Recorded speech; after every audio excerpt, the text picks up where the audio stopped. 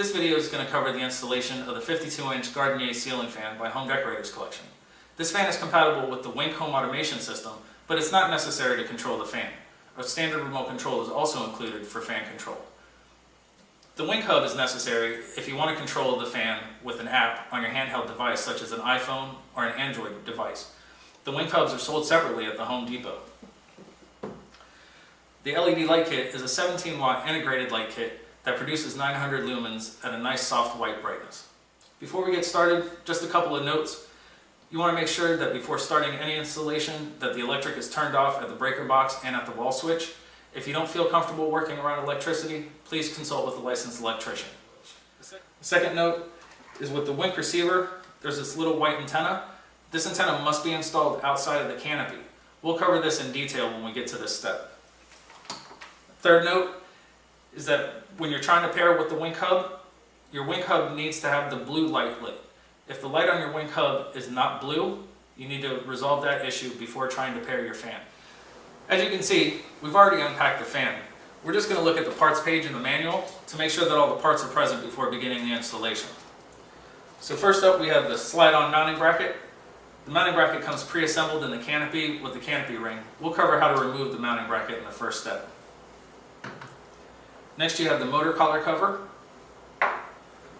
the threaded down rod, the remote and receiver, the light kit pan, the LED light kit, the twist lock glass shade. There's 3 blades. Just a note, the blades have a sticker that says this end up, and that end faces towards the ceiling when you're installing. And the fan motor itself. Now we are going to be pairing this fan with the Wink hub, so we have that on the table as well. The Wink hub sold separately at the Home Depot. And again, it's not necessary to have the Wink hub to control your fan. You can control it with the remote, but the Wink hub does allow you to control it with your handheld device like an iPhone or Android.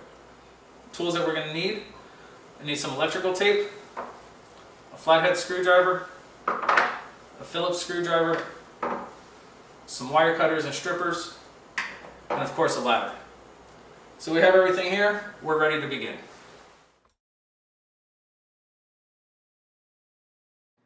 The mounting bracket comes pre-assembled inside the canopy and canopy ring.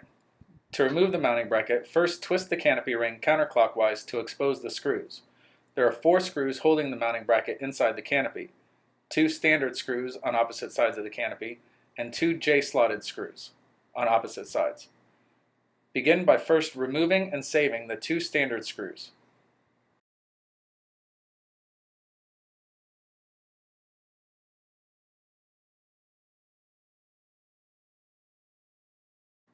Once the 2 standard screws are removed, loosen but do not remove the screws in the J slots.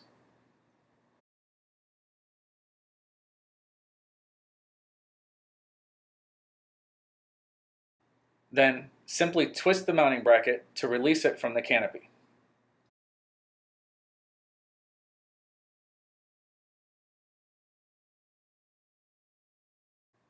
Before routing the wires, remove the set screw warning label and use a flathead screwdriver to loosen but not remove the set screw in the motor collar.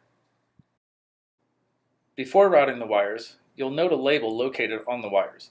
This label advises where to cut and strip the wires if you're not planning on ever using an extension down rod. Remove that label and then remove the rubber band and gently stretch the wires out.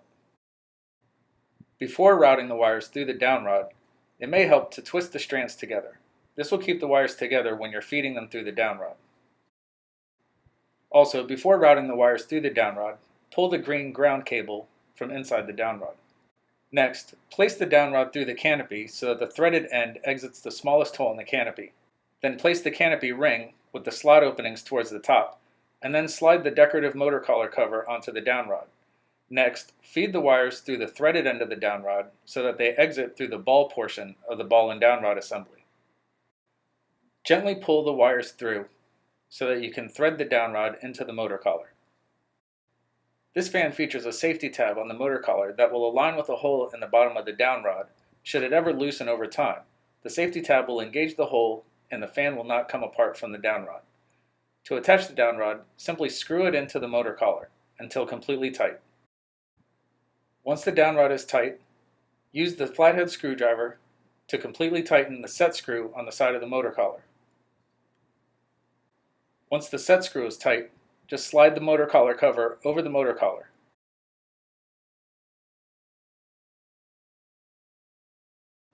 If installing the fan with the included down rod, it's a good idea to trim the wires before hanging the fan. To do so, just measure about a foot away from the top of the ball and down rod assembly, and using a pair of wire cutters, cut the wires. Then strip off about 3/4 of an inch of insulation from each wire.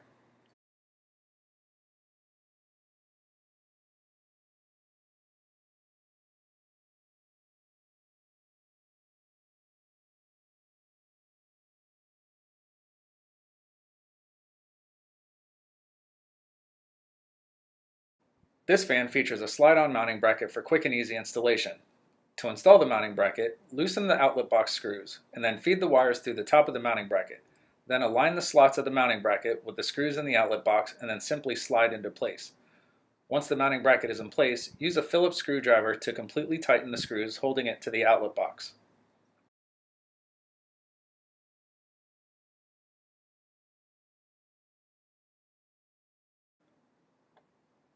With the outlet box screws completely tightened and the mounting bracket securely fastened, the fan is now ready to be hung.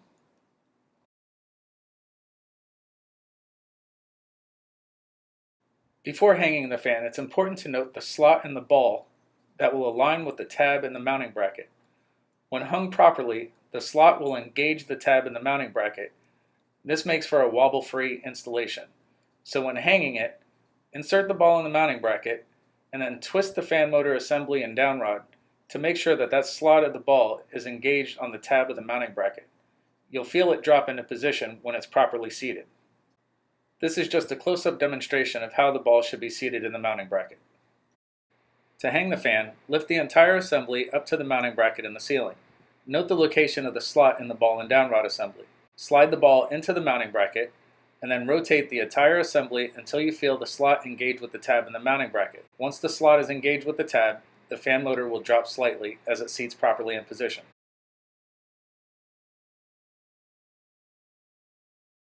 Before installing the receiver, note the dip switches in the receiver.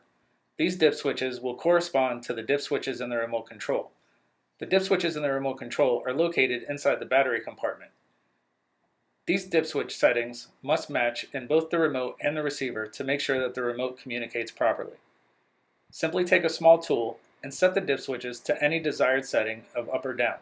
Just make sure that the settings in the remote and the receiver match. This will avoid interference between other remote control items in your house.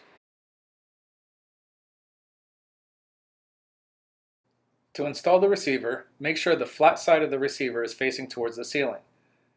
Then feed the two antenna wires, the one wink antenna and the standard antenna, through the mounting bracket and push the receiver in so that it rests on the top of the ball. The receiver has wires on both sides. One side has 3 wires that connect to the fan. The other side has 2 wires that connect to the house wiring. We'll start connecting the fan with the receiver. Take the black wire from the fan and connect that to the black wire from the receiver labeled 2 motor L.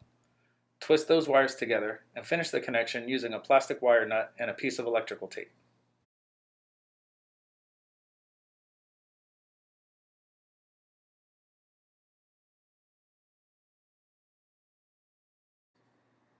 Next, take the blue wire from the fan and connect that with the blue wire from the receiver labeled 4 light. Twist those 2 strands together and finish the connection using a plastic wire nut and a piece of electrical tape.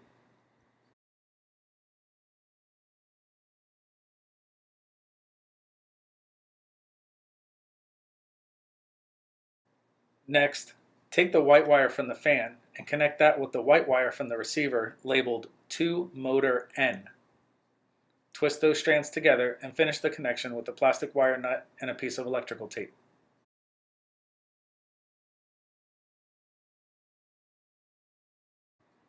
Once those connections have been made, push the connections up to the mounting bracket to make room for the canopy to attach.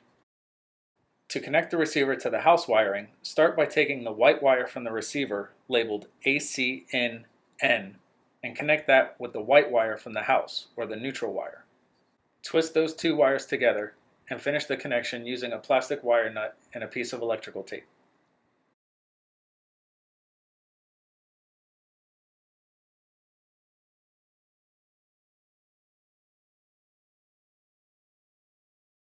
Next, take the red wire from the receiver labeled ACNL and connect that with the black or hot wire from the house supply. Twist those two strands together and finish the connection using a plastic wire nut and a piece of electrical tape.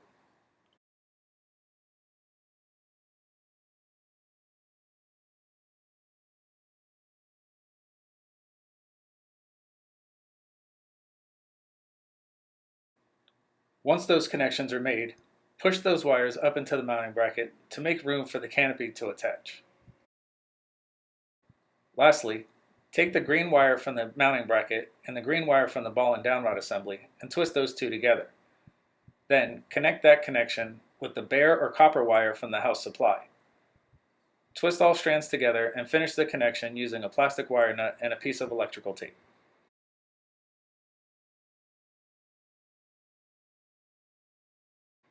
Once that connection is made, push that wire up into the mounting bracket to make room for the canopy to attach.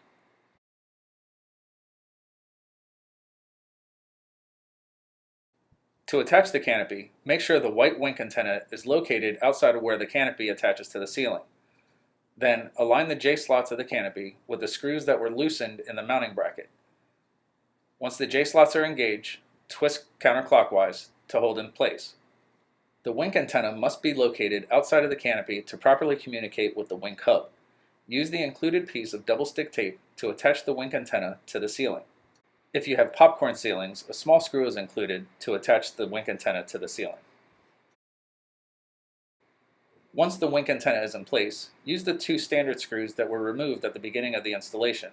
Insert the screw in the standard hole of the canopy and tighten with the Phillips head screwdriver.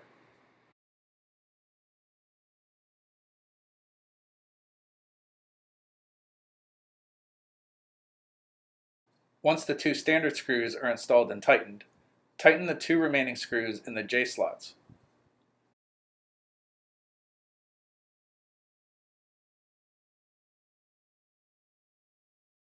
To attach the canopy ring, align the four slots of the canopy ring with the four screws in the mounting bracket.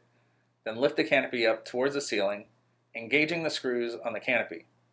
Twist the canopy clockwise to lock in place. Before installing the blades, make sure the label saying "this side up" faces towards the ceiling. Then insert the blade into the two slots of the fan motor housing. Secure the blade using the included blade attachment screws. It's a good idea to install all four screws in the blade before completely tightening. This will make aligning the holes of the blade with the motor housing much easier.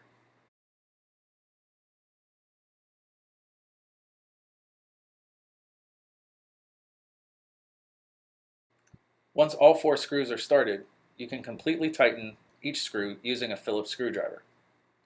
Repeat this process for the remaining two blades.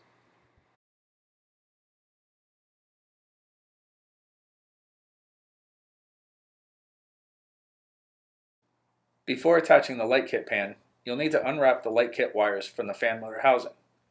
Simply remove the rubber band and gently stretch them away from the motor housing. Next, using a Phillips screwdriver, remove and save one of the three screws on the black bracket below the motor.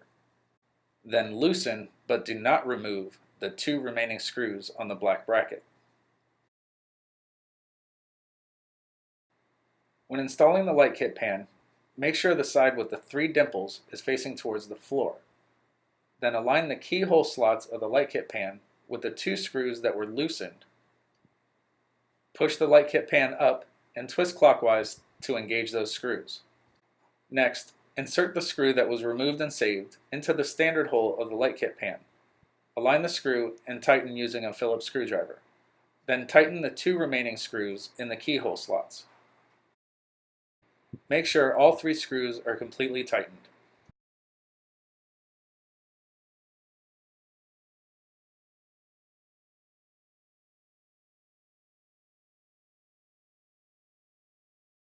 The light kit attaches using the same three screw method as the light kit pan. There are 2 keyhole slots and 1 standard screw. Remove and save one of the screws on the outer ring of the light kit pan. Make sure not to remove the screws that were just used to attach the light kit pan to the fan. Next, loosen but do not remove the 2 remaining screws in the light kit pan.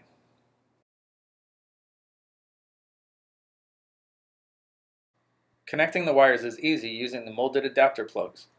Connect the black wire from the light kit to the blue wire from the fan, and then the white wire from the light kit with the white wire from the fan. The plugs simply snap in place. Lift the light kit towards the fan and align the keyhole slots with the screws that were loosened in the light kit pan. Align the slots and twist clockwise to engage the screws. This will hold the light kit in place. Then use the screw that was removed and saved and insert that into the standard hole of the light kit. Completely tighten the screw using a Phillips screwdriver, and then completely tighten the 2 remaining screws of the light kit.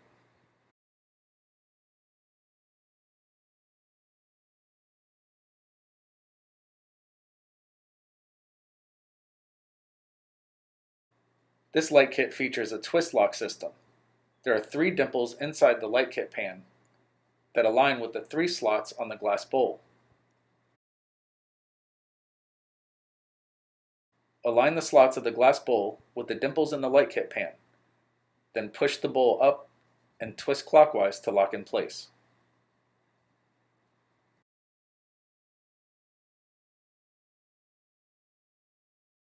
The Gardinier fan includes a full-featured remote control for convenient handheld operation. Press the power button to turn the fan and lights on or off. The remote's built-in memory will restore the fan's previous settings when turned on. So for example, if the fan was on medium speed with full light brightness when it was turned off, the next time the power button is pushed, the fan will return to medium speed and full brightness. Pressing the fan speed button will cycle through the 4 speeds of the fan. Press and release the light control button to turn the fan's light on or off. To control dimming, press and hold the button down. The light will cycle through brightest to dimmest and back to brightest. Simply release the button when the desired brightness is reached. The airflow direction or reverse button will change the direction in which your fan rotates. The fan must be running for the reverse feature to work. Press the comfort breeze button to vary your fan speeds at random intervals. This will create a nice organic wind effect. To disable this feature, just press the button again and you'll see the green LED turn off. Press the fan timer button to turn the fan off at 3 pre-selected intervals, either 2 hours, 4 hours, or 8 hours. Press once for 2-hour turn off, twice for a 4-hour turn off, or 3 times for an 8-hour turn off. Press the button a 4th time to disable the timer. Before pairing the fan with the Wink hub, make sure that the light is blue on the hub. Pairing process will not take if the light is not blue. Then access your Wink app and select Add Product. Scroll through the list of products until you see ceiling fans. Select ceiling fans and then select ceiling fan from Home Decorators Collection. Then simply follow the on-screen instructions and the app will walk you through the setup process. Once the setup process has begun, you may notice a blinking light on your hub. This is normal as the hub communicates with the fan and your app to complete the setup process. Once setup is complete, you'll receive a success message on the app, and the Wink light will turn to steady blue again. The fan is now paired with the Wink hub, and you can use the app to control the fan. If you are installing more than one Wink-enabled fan, it's a good idea to name the fan so it's easily identifiable in the app. To control the fan, select the fan from the available products in the Wink app. This will take you to the fan control page that allows you to control the lights and the speed of the fan. To access more features for your fan, select the settings button in the top right corner of the Wink control screen. Then select ceiling fan, and it will bring you to more features, such as a fan reverse button. To change the direction of your fan, simply press the button that says change fan direction. Remember, the fan must be rotating for this change to take effect. The settings panel is also where you'll find more features such as timers and scheduling.